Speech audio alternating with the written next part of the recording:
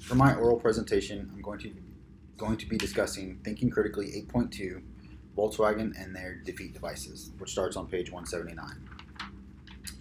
Why did Volkswagen develop the software in the defeat devices? Volkswagen developed this software in order to meet the more stringent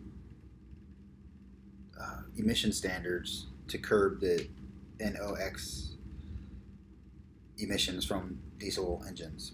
Uh, it was it was very technological challenging process to do this.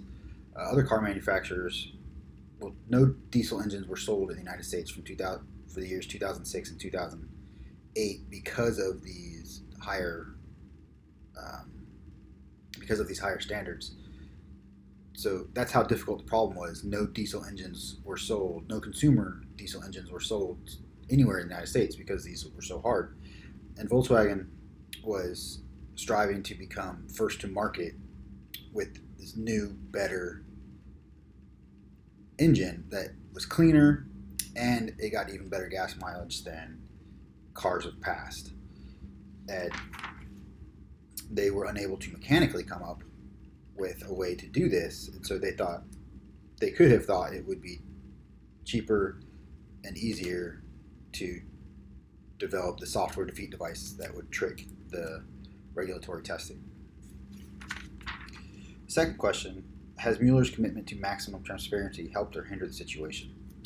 Uh, Mueller's commitment to maximum transparency has his initial commitment has hindered the situation because he promised to do something that he couldn't do. He either didn't intend to do it, or he he either didn't intend to do it and was planning to hide behind the privacy rules, or these privacy rules were actually hindering him from maximum transparency as he promised. However, he shouldn't have promised something he couldn't deliver on, and he should have gone back and maybe explained himself a little bit better. But I think it has hurt him because the organizational ethics of this company were revealed when they were striving to be technologically superior to everyone else in the market and to maintain their technological superiority.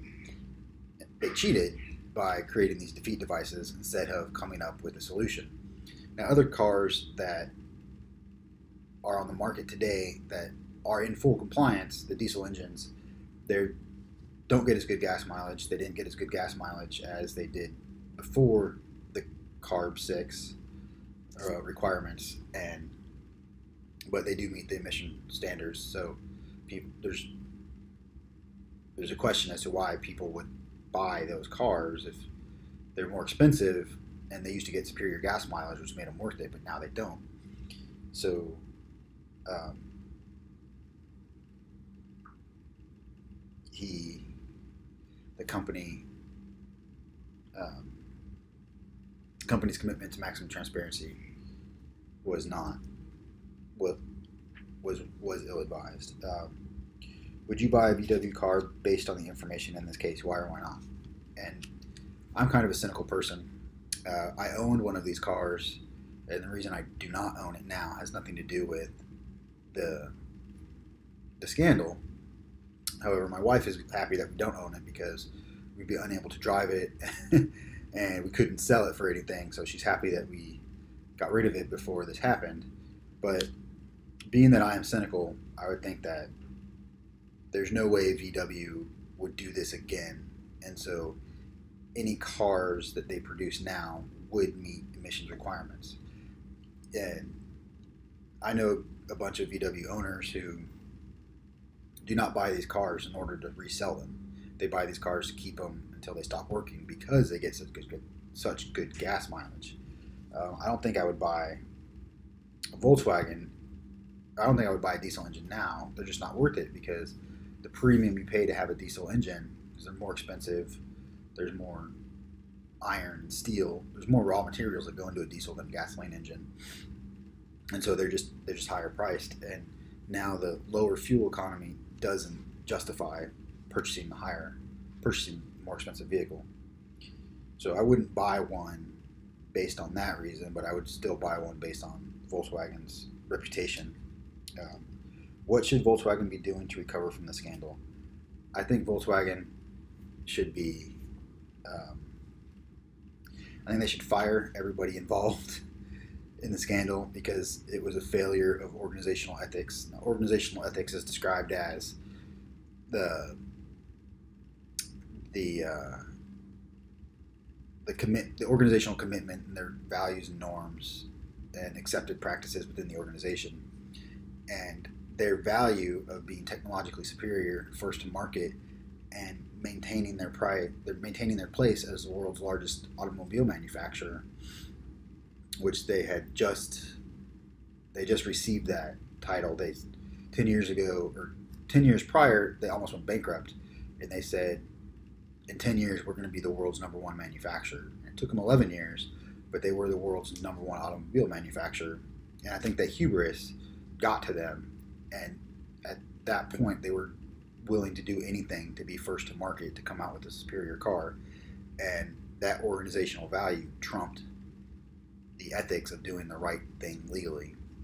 There's been discussion that these defeat devices are common in cars in the automobile industry, which I don't really understand, because you could have, because in older model cars, they'd never hooked anything up to the car's engines because they didn't have engines. They just hooked something up to the tailpipe and ran the car, and the computer tested the emissions and the output. And I don't understand why they're not doing that now.